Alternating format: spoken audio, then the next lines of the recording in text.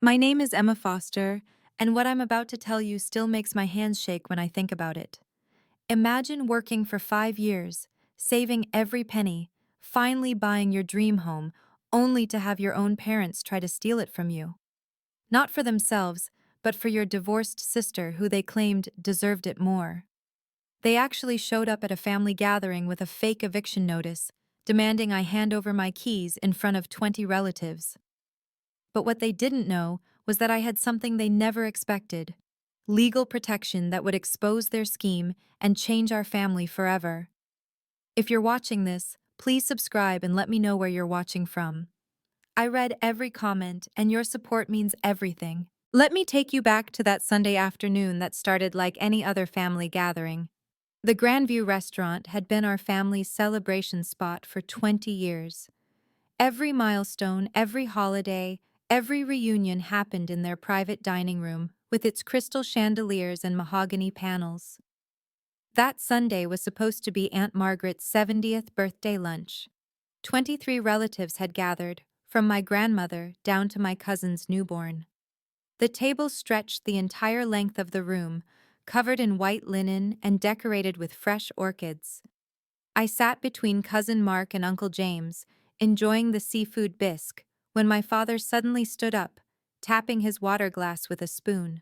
"Before we celebrate Margaret," he announced, his voice carrying that authoritative tone from his military days, "Linda and I have something important to discuss regarding Sarah's situation." My stomach dropped. Sarah, my older sister, sat across from me, her eyes red-rimmed from what I assumed was another crying session about her divorce. She'd been staying at my house for 2 weeks already. Temporarily, she'd said. Mom stood beside Dad, her hand on his shoulder. "As you all know, Sarah's been through a terrible time. David left her with nothing, and she has the children to think about."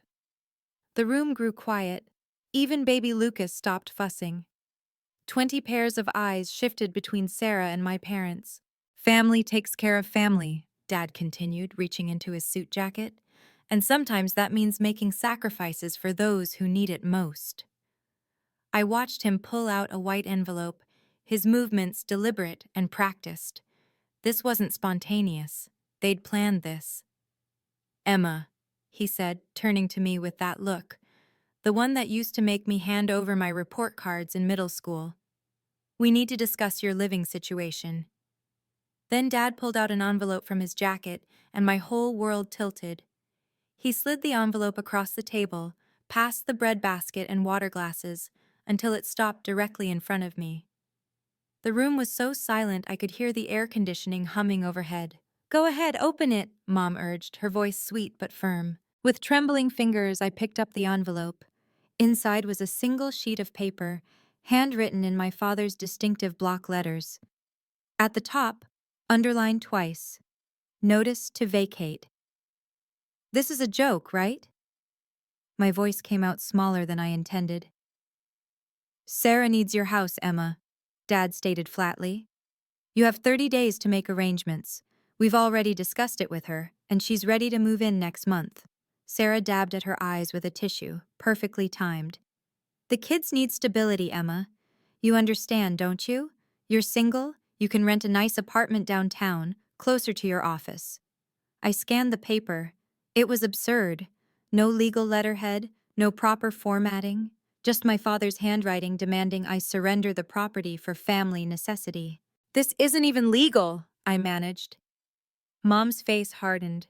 "Legal? We're your parents, Emma. We co-signed your loan, remember?" That was a lie. They hadn't co-signed anything. I'd qualified on my own, proudly, with my credit score and down payment. "You have a 3-bedroom house for just yourself," Aunt Carol chimed in from the far end of the table. "It's selfish, really." Uncle James nodded. "Family helps family." I looked around the table. Some relatives avoided eye contact, others nodded in agreement. My cousin Mark had his phone out, and I realized with a sick feeling that he was recording this. "Sign the agreement." Dad pushed another paper toward me. "We'll handle the transfer properly. No one needs lawyers involved." "Emma's always been selfish," Sarah said, her voice cracking dramatically. Even as kids, she never shared. Remember the college fund situation, Mom? My mother nodded sagely.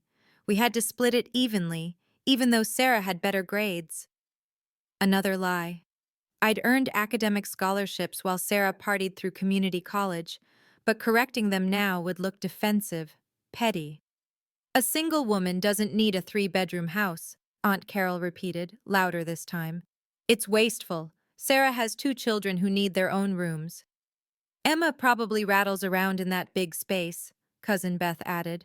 Must be lonely. They didn't know about my home office where I ran my consulting side business, or the guest room I'd converted into a library, or the art studio I'd built in the basement.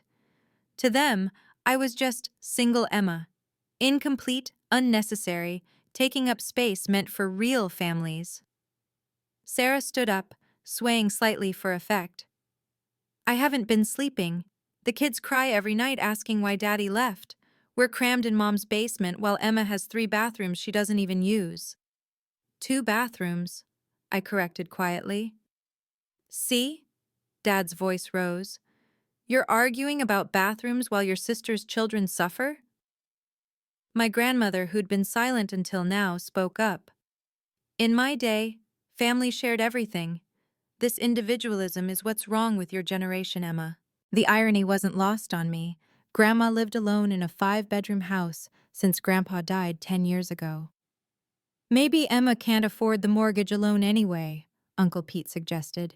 Better to let Sarah take over before she loses it to the bank.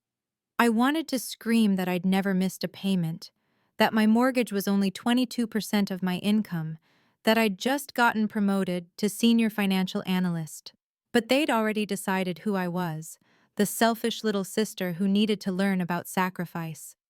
Look at her, Sarah pointed at me, tears streaming now. She won't even consider it. My own sister would rather see me homeless than share what she has. Mark's phone was still recording. Several relatives shook their heads disapprovingly. The walls felt like they were closing in. And I realized this wasn't really about the house. This was about putting me in my place. If you've ever felt pressured by family to sacrifice what you've worked hard for, hit that like button. It's amazing how quickly family loyalty becomes a weapon when someone wants what you have. And if you want to know how I turned this situation around with one phone call, make sure you're subscribed with notifications on. I'm curious. Let me know in the comments. Have you ever had family try to take advantage of you? What would you do if your parents literally tried to evict you from your own home? Now let me tell you what was really at stake here. That house wasn't just property to me. It represented 5 years of 70-hour work weeks, skipped vacations, and driving a 12-year-old Honda while saving every bonus. 20% down in this market meant $65,000 cash. Money I'd saved while Sarah spent hers on designer bags and Disney cruises with David. If I signed their ridiculous paper, I'd lose everything. Not just the house, but my credit history, my stability, my proof that I could succeed on my own terms. My professional reputation would crumble if word got out that I'd been evicted by my own parents. How would that look to my clients who trusted me with their financial planning? I need a minute, I said, standing up. To do what? Mom snapped. Call some boyfriend to rescue you? Oh wait, you don't have one of those either. The cruelty of it made several relatives shift uncomfortably, but no one defended me. I need to use the restroom, I lied, grabbing my purse. Don't think you can just leave, Dad warned. We'll be right here waiting for your signature.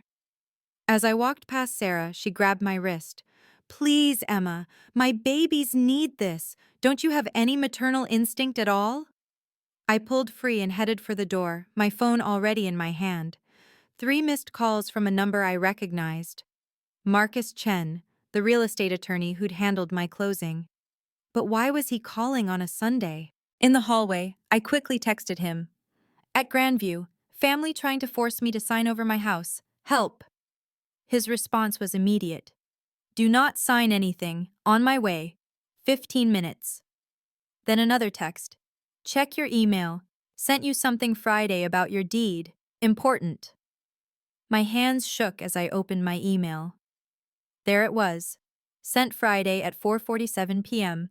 regarding Special Protection Clause activation. I'd barely skimmed it, thinking it was routine paperwork. Now I read every word, and my heart started racing for an entirely different reason. Through the door, I could hear Dad's booming voice. "Where did she go? Someone check if her car's still here." I typed back to Marcus. "Bring everything. They have the whole family here as witnesses." "Perfect," he replied. "The more witnesses, the better." When I returned to the dining room, the atmosphere had shifted from uncomfortable to hostile. They'd moved my chair next to Sarah, trapping me between her and my mother. "Feeling better?" Mom asked coldly. "Ready to do the right thing?" "I haven't decided anything," I said, sitting down carefully. "What's to decide?" Dad slammed his palm on the table, making the glassware jump. "Sign it now!" "She's stalling," Sarah accused, "probably trying to hide assets or something. That's what David did during our divorce." "I'm not David," I said quietly. "No, you're worse." Sarah's voice pitched higher. "David had an affair. You're abandoning family. We raised you better." Mom grabbed my hand, her nails digging in. "Where's your compassion?"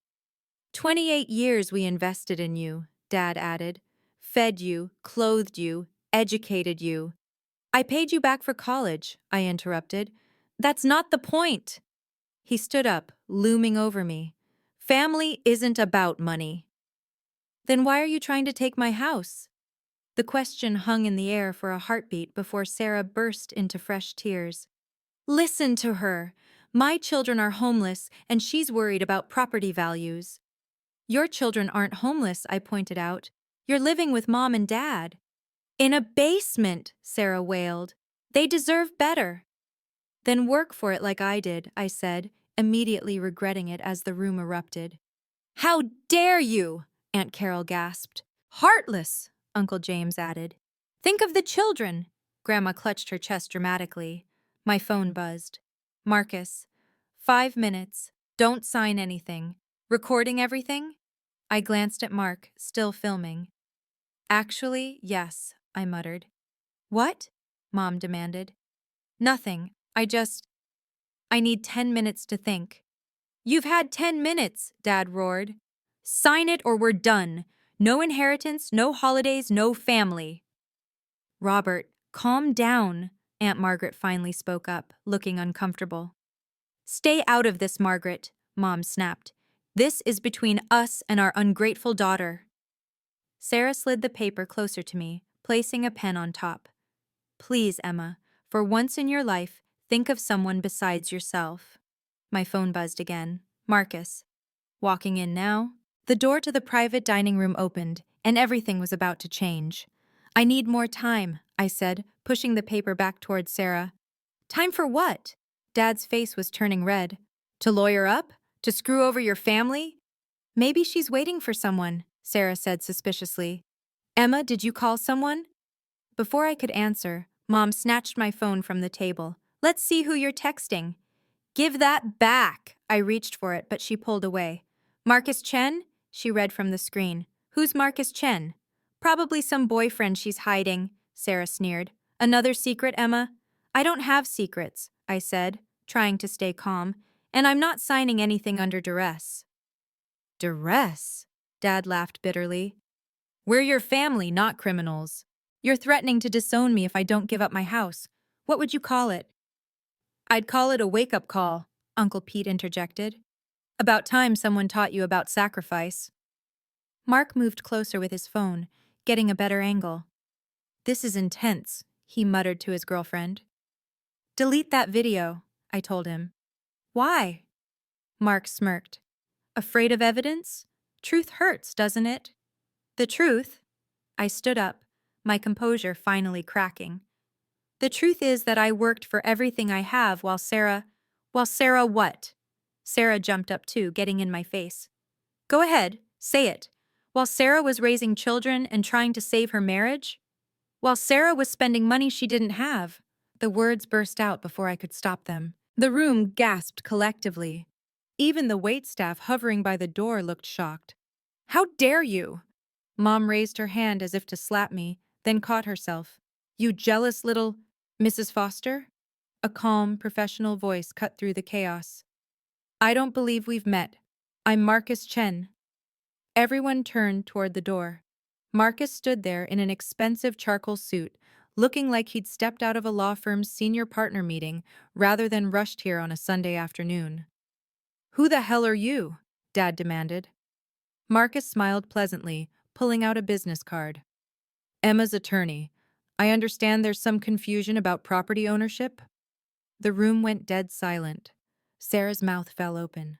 Mom dropped my phone onto the table with a clatter. Attorney? Dad's voice wavered for the first time. 6 months ago, when I was signing my closing documents, Marcus had said something odd.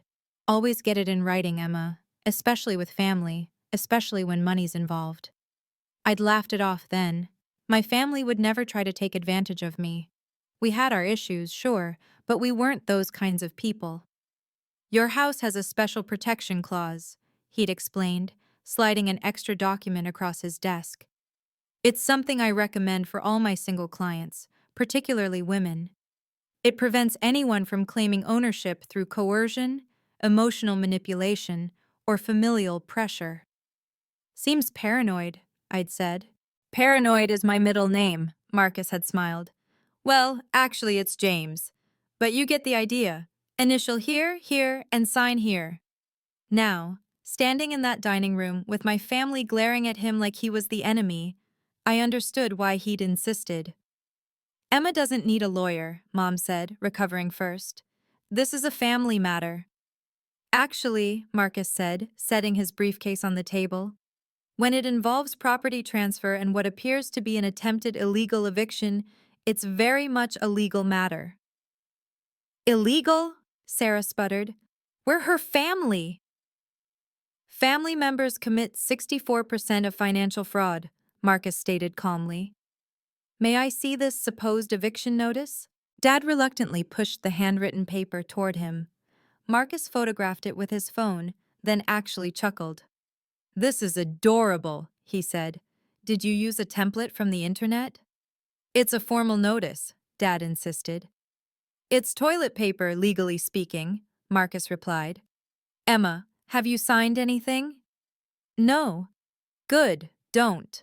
He pulled out a folder from his briefcase. Now, let's discuss what's actually happening here. My phone buzzed with another text. This one from an unknown number. Security footage from restaurant entrance saved. Management. I looked up to find the restaurant manager standing discreetly by the door, giving me a subtle nod. They'd been recording, too. I don't know who you think you are, Mom started, but Marcus held up a hand. I'm the person who's about to explain why this little ambush could land some of you in serious legal trouble. Would you like me to continue, or should we take this to the police station? The room temperature seemed to drop 10 degrees. Police? Aunt Carol's voice cracked. Why would police be involved? Marcus ignored her, pulling out his phone. Emma, I need you to confirm something. Did you receive my email Friday about your deed protection? Yes, I said, though I'd barely read it until 20 minutes ago. Excellent. So you're aware of the special provisions we put in place? I nodded, playing along even though my understanding was fuzzy at best. What provisions? Dad demanded. What are you talking about? I'll explain in a moment, Marcus said, typing something on his phone. First, I need to make a quick call. He stepped toward the corner of the room, but his voice carried clearly. Yes, this is Marcus Chen. I need you here, now. Bring the file. Yes, the whole file. Grandview Restaurant, private dining room, potential fraud and coercion case, 23 witnesses. Sarah grabbed my arm. Emma, what have you done? Who else is coming? I don't know, I admitted honestly. You planned this, Mom accused. You knew we were going to help Sarah and you set us up. How could I plan something I didn't know about? I shot back. Ladies, gentlemen, Marcus returned to the table, his demeanor shifting to something more serious. I need everyone to understand something. What you've attempted today, pressuring someone to sign over property under emotional duress, with threats of familial exile, constitutes attempted fraud under state law. We didn't threaten anyone, Dad protested. You have 23 witnesses who heard you say sign it or we're done, Marcus pointed out. And I believe your nephew has been recording? Mark quickly lowered his phone. I wasn't. I mean, keep recording, Marcus advised. It'll be helpful for my client's case. Case? Sarah's tears had mysteriously dried up. What case? The one Emma will file if you continue this harassment, Marcus said simply. Now, who actually owns the house at 447 Maple Drive? Emma does, but… Mom started. No buts. Emma owns it. Her name alone is on the deed. Did any of you contribute to the down payment? Silence. Did any of you co-sign the mortgage? More silence. Then legally, you have absolutely no claim to that property. Zero. Through the window, I saw another car pull up. A woman in a navy suit stepped out, carrying a thick leather portfolio. Ah, Marcus smiled. Perfect timing. What would you do in my situation? Would you give in to keep the peace? Or stand your ground even if it meant losing your family? I'm reading all your comments, and honestly, your support keeps me going. Drop your answer below. I really want to know how you would have handled this. And if you're wondering who just arrived and what happened next, you're going to want to see this. Make sure you're subscribed, because this ending will blow your mind. The truth about my house, and why my parents really wanted it, was about to come out. Let me continue with what happened when that second person walked in. Before the woman could enter, Mom stood up dramatically. Everyone, look at Emma. Look at what she's become, so selfish she hired lawyers to fight her own family. She's always been ungrateful, Sarah added, sensing an opportunity. Remember when she didn't even come to my wedding shower? I was in the hospital with appendicitis, I reminded her. Excuses, Dad boomed. Always excuses. And now lawyers? You're tearing this family apart. The relatives started murmuring, taking sides. Some looked uncomfortable, others openly disapproving of me. Grandma was shaking her head sadly. She'd rather pay lawyers than help her sister, Uncle Pete announced to the room. That tells you everything.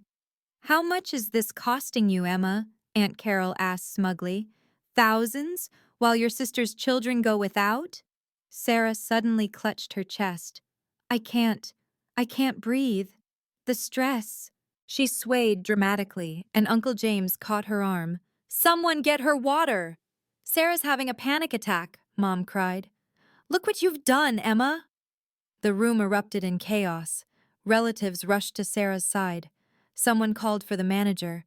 Mark kept filming everything, moving between Sarah's performance and my face. This is all your fault, Mom pointed at me. Your sister could lose custody if she doesn't have stable housing. The court date is next month. That was news to me. Court date? David's fighting for the kids, Dad revealed. Says Sarah's an unfit mother without a proper home. But you don't care about that, do you? Sarah's breathing became more dramatic. My babies! He'll take my babies! And Emma will let it happen, someone muttered. The woman in the navy suit had been standing in the doorway watching this unfold. Now she stepped forward. Ms. Foster? She addressed Sarah. I'm Patricia Williams from the State Housing Authority.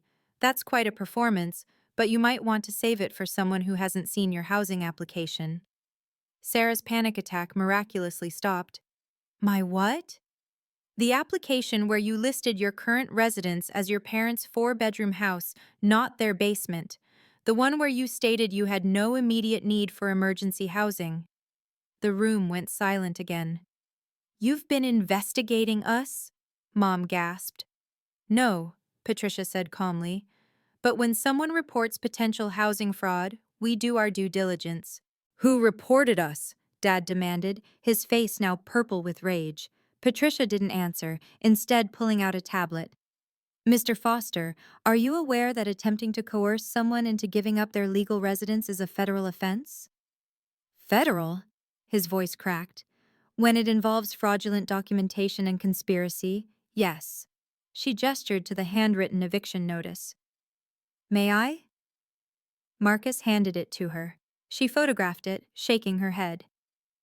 This is evidence of attempted housing fraud, Patricia stated. Mrs. Mitchell, Sarah, you're already on our radar for filing false hardship claims. Adding conspiracy to defraud your sister won't help your custody case. You're lying, Sarah shrieked, all pretense of weakness gone. Emma called you. She set this up. Actually, Marcus interjected, Emma had no idea we were coming. This was triggered by the email I sent Friday about unusual activity on her property records. What activity? I asked, genuinely confused. Someone tried to add themselves to your deed through the county clerk's office, Marcus explained. Claimed to be a co-owner who'd been accidentally left off the original paperwork. My blood ran cold. Who? Marcus looked directly at my parents. The application was signed by Robert and Linda Foster. Gasps echoed through the room. Even the relatives who'd been supporting my parents looked shocked. You tried to steal my house? My voice came out as a whisper. Before today? It's not stealing, Mom protested. We were protecting family assets. By committing fraud? Patricia asked. That's a 2-year minimum sentence, Mrs. Foster. Prison? Aunt Margaret stood up, horrified. Linda, Robert, what have you done? Dad pointed at me. This is all her fault. If she'd just helped Sarah naturally, none of this would have happened. Naturally? I found my voice again. You mean if I'd just rolled over and given up everything I worked for? Yes, he shouted. That's what family does. The restaurant manager stepped forward. I'm sorry, but I need to ask you to lower your voices or leave. We're not going anywhere. Dad turned on him. This is a private event. Actually, the manager said quietly, Ms. Foster is our preferred customer. She's been coming here twice a month for 3 years. You're her guests, and if she wants you to leave, everyone looked at me.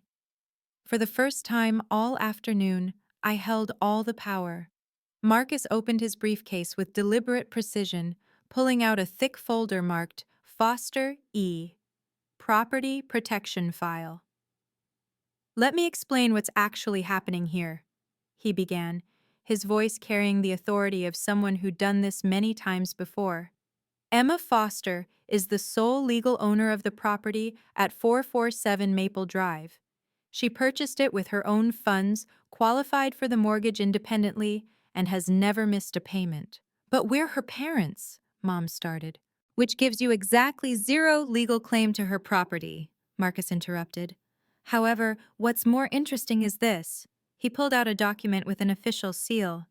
This is the enhanced protection deed Emma signed at closing. It specifically prevents property transfer under family coercion. That's not a real thing, Dad scoffed. It's very real, Patricia confirmed. It's designed to protect individuals from exactly this scenario. Family members attempting to steal property through emotional manipulation. Marcus continued. The clause states that any attempt to force transfer through threats, emotional blackmail, or familial pressure automatically triggers a criminal investigation. Criminal? Sarah's voice went up an octave. Let's review the evidence. Marcus pulled out his phone. We have a fraudulent eviction notice, witness threats of family exile, attempted deed fraud at the county office, and, he glanced at Mark, video evidence of the entire conspiracy. It's not conspiracy, Dad slammed his fist on the table. It's family business. Actually, Patricia pulled up something on her tablet. When 3 or more people plan to defraud someone of property valued over $250,000, it's conspiracy to commit grand theft. The number hit the room like a bomb. $250,000. That's what they'd tried to steal from me. Furthermore, Marcus added, I have here Emma's bank statements showing she alone paid the down payment, $65,000 from her personal savings account. No transfers from any family members. He laid out more papers. Her mortgage pre-approval, showing she qualified with only her income. Her employment verification, proving she earns more than enough to maintain the property. How much does she earn? Aunt Carol asked nosily. That's confidential, Marcus said. But I can tell you it's more than double what's required for her mortgage payment.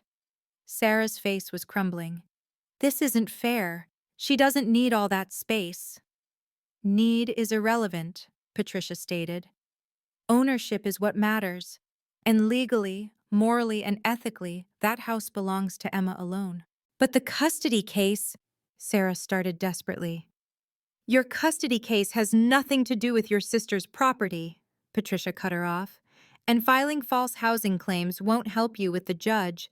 In fact, this attempted fraud could cost you custody entirely. The room watched Sarah sink into her chair, finally understanding the magnitude of what she'd participated in. There's more, Marcus said, pulling out another document. This is particularly interesting. Emma, did you know your house has a title insurance protection rider? I shook my head, still processing everything. It means, he explained, that any fraudulent attempt to transfer the title triggers an automatic investigation and prosecution by the insurance company. They don't need Emma's permission. They'll pursue criminal charges independently. You're bluffing, Dad said, but his voice had lost its confidence. Patricia held up her tablet, showing an official document. Mr. Foster, this is the complaint filed by First National Title Insurance. They detected your fraudulent attempt to add yourself to the deed. They've already referred it to the district attorney. Mom grabbed Dad's arm.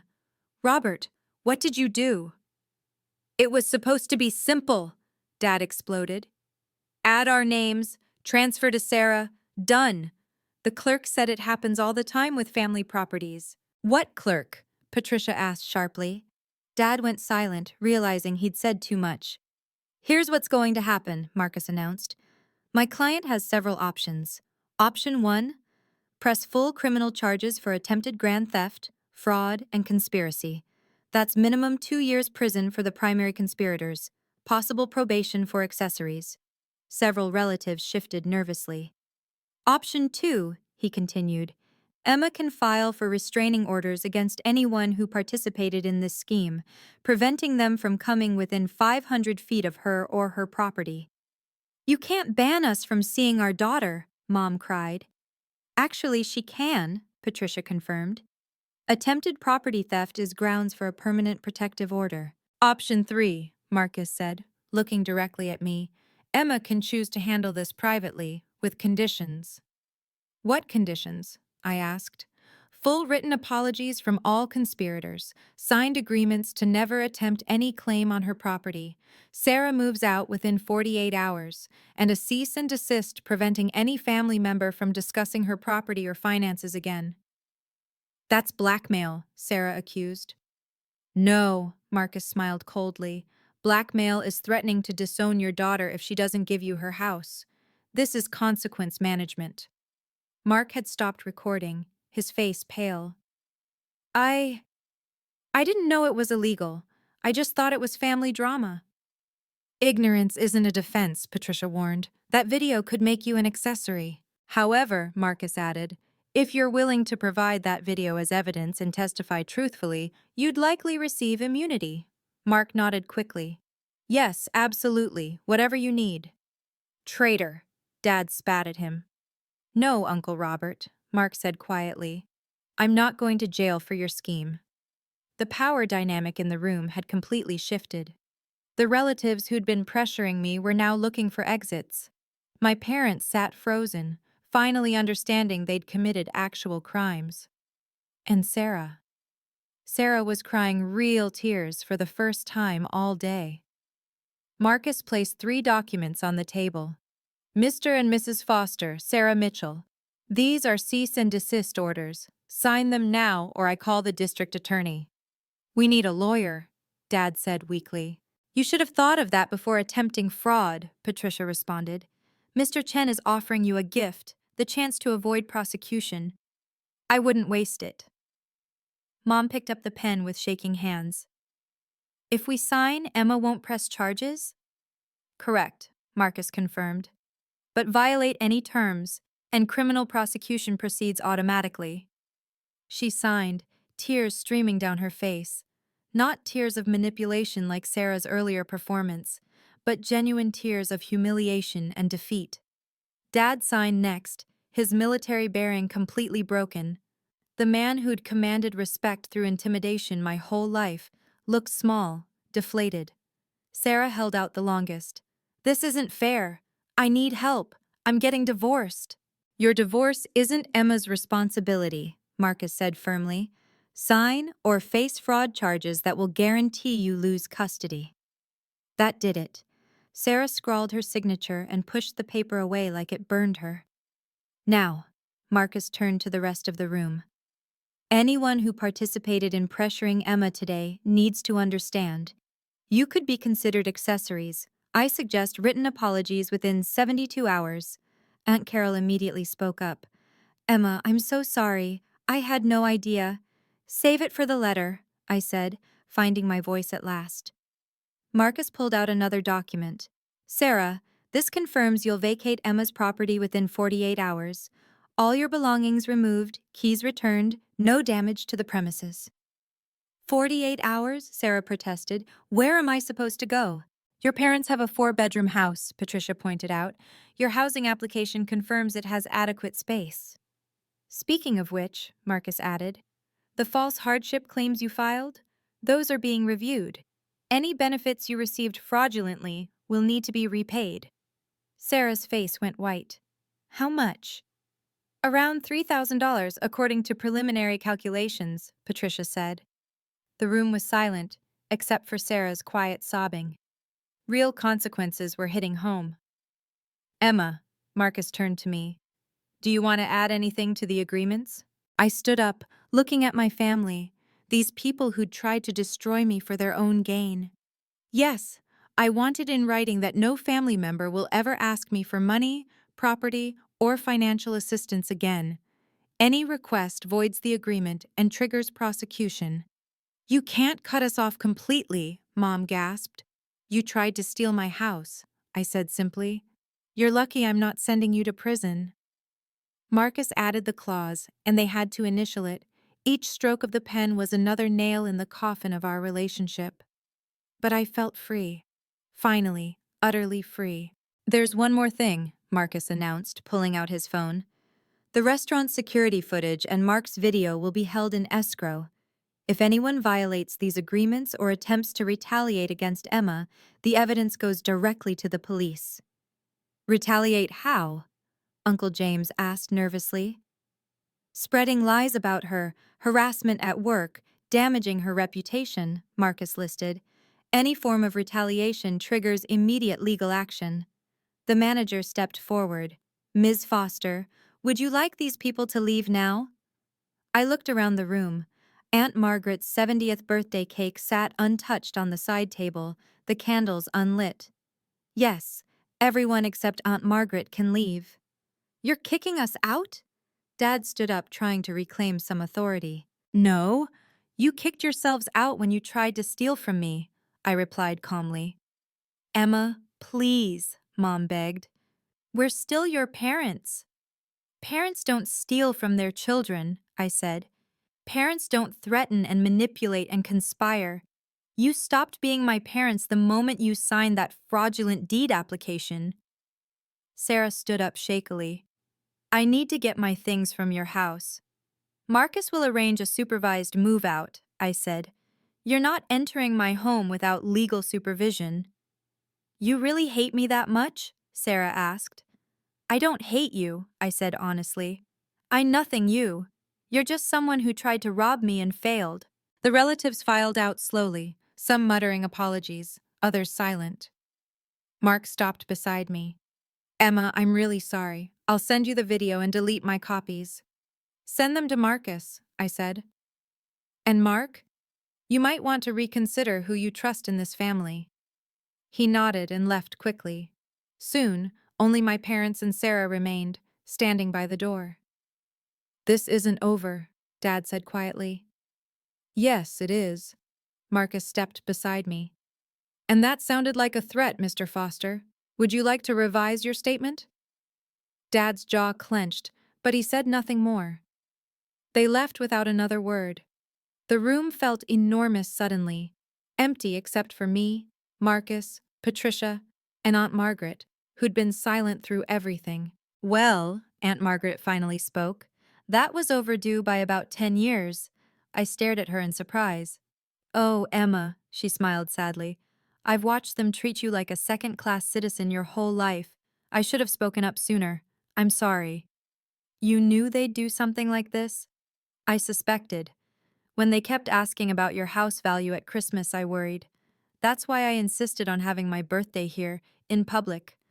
I thought it would keep them civilized. She laughed bitterly. Shows what I know. Marcus started packing his briefcase. Emma, you did the right thing. They would have escalated if you'd given in. I nodded, feeling the weight of what just happened. I'd lost my family but kept my home, my dignity, and my future. Within 24 hours, the family grapevine exploded. My phone buzzed with messages from cousins, aunts, and uncles I hadn't heard from in years. Some supported me, others called me heartless. I didn't respond to any of them. Sarah moved out in exactly 47 hours, supervised by Marcus's assistant. She'd done $500 worth of damage, nail holes in walls, stains on the carpet. Marcus added it to the documentation. The real consequences started hitting the following week. Dad's attempt at deed fraud had been flagged in the county system. When he went to refinance their house, he was denied. His credit score plummeted. Mom discovered their homeowner's insurance had doubled. Fraud attempts are public record. Sarah's custody battle took a devastating turn. David's lawyer subpoenaed the restaurant footage, using it as evidence of her unstable and criminal behavior. She lost primary custody, getting only supervised weekend visits. At work, word somehow got out that I'd stood up to my family. Instead of judging me, my colleagues respected me more. My boss, who'd gone through her own family property dispute, pulled me aside. You did what most people can't, she said. You chose yourself. That takes courage. The promotion I'd been hoping for came through 2 weeks later. Senior financial analyst became director of financial planning. The salary increase meant I could pay off my mortgage 5 years early. Some relatives tried to break the agreement subtly. Aunt Carol posted on Facebook about family members who choose money over blood. Marcus sent her a warning letter. The post disappeared within hours. Uncle Pete called my office, pretending to be a client needing financial advice. My assistant recognized the name from the banned contact list Marcus had provided. He received a formal cease and desist that afternoon. The most surprising response came from my grandmother. She sent a letter, an actual handwritten letter, through Marcus's office. Emma, it read, I was wrong. I let my old-fashioned ideas about family cloud my judgment. Your parents and Sarah took advantage of you, and I enabled them. I'm leaving you something in my will, not money, but something you deserve. Don't contact me. I need time to think about what I've become, but know that I see clearly now. Marcus confirmed the letter was legal and didn't violate any agreements. I kept it, but didn't respond. 3 months later, I learned through Aunt Margaret that my parents were in counseling. Apparently, the threat of prison had forced them to confront their toxic patterns. Sarah had moved in with them permanently, exactly where she'd started. 6 months after the confrontation, I received an unexpected call from Patricia Williams. Emma, I wanted to update you on something. Your case has become a training example for our department. My case? The way your family attempted property theft. It's more common than people think. We're using it to train investigators on recognizing family fraud patterns. With your permission, we'd like to create an anonymized case study. I agreed immediately. If my story could help others avoid what I went through, something good would come from the pain. The ripple effects continued. Mark, who'd provided the video evidence, reached out through Marcus. He'd started seeing the family dynamics clearly and was setting his own boundaries. His video had saved me, and now he was saving himself from the same toxic patterns. My house became my sanctuary. I converted Sarah's former room into a home office, painted the walls the colors I loved, and hung art without asking anyone's opinion. Every mortgage payment felt like a victory. The neighborhood noticed the change too. Without Sarah's kids running wild and her car blocking driveways, my relationships with neighbors improved.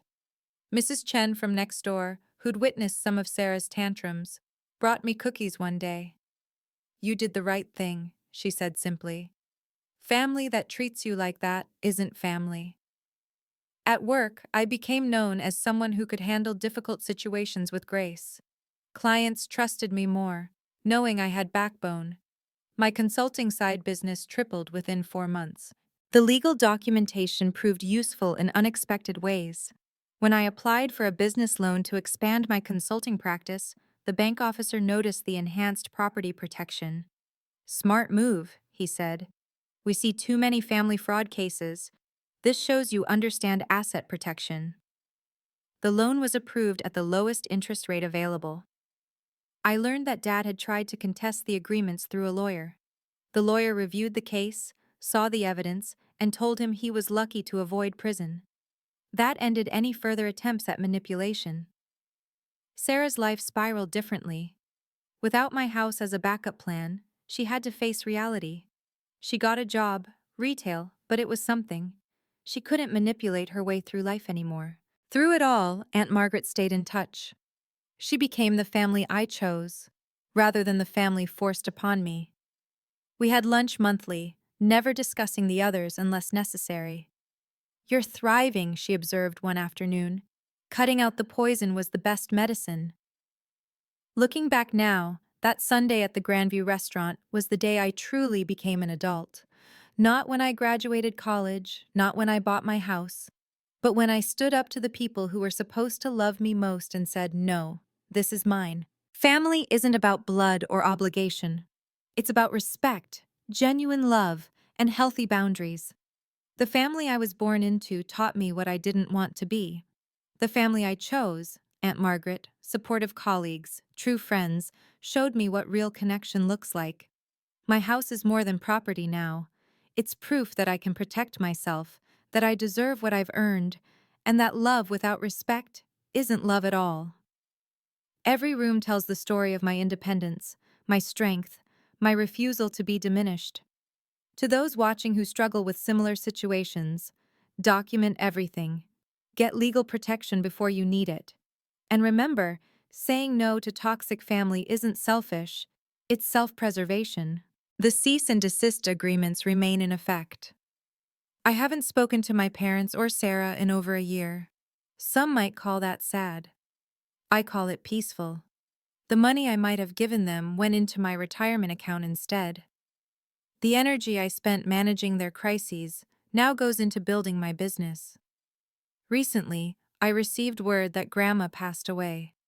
True to her letter, she left me something in her will, not money, but her collection of first edition books and a note. For the granddaughter who knew their worth. Boundaries aren't walls built from hatred. They're fences built from wisdom, with gates that only open for those who've earned entry. My parents and sister chose to violate that trust. They chose theft over relationship. That was their decision, and these are the consequences. My name is Emma Foster. I own my home, my choices, and my life. And that's enough. Thank you for listening to my story. If it resonated with you, please share it with someone who needs to hear that it's okay to stand up for yourself, even against family. What boundaries have you had to set with your loved ones? I read every comment and would love to hear your experiences. Subscribe for more stories about standing up for yourself with dignity and grace. Hit the notification bell so you don't miss the next story. And remember, loving your family doesn't mean letting them walk all over you. You deserve respect, protection, and peace. Until next time, stay strong and know your worth.